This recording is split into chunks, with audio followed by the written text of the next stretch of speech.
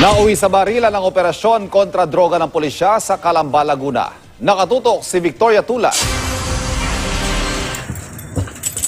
Sumugod ang pinagsanib na puwersa ng pulisya at PIDEA sa masikip na eskinitang ito sa barangay Sirang Lupa, Calamba City, Laguna. Yan ay matapos positibong makabili ng droga sa target ng buy bust na si Jericho Cabawatan.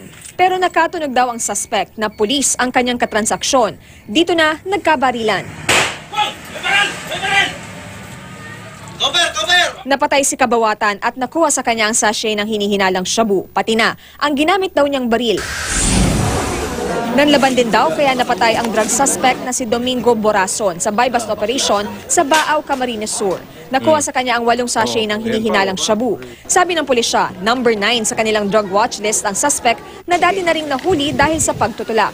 Hindi naman naniniwala ang mga kaibigan ng suspect na sangkot siya sa droga. Sa Camarines Sur pa rin, mahigit 3 milyong pisong halaga ng hinihinalang droga ang nakuha kina Jane Christine Nuevo at Marlon Espiritu. Nahuli sila sa buy-bust operation. Walang pahayag ang mga naarestong suspect. Victoria Tulad, nakatutok, 24 oras.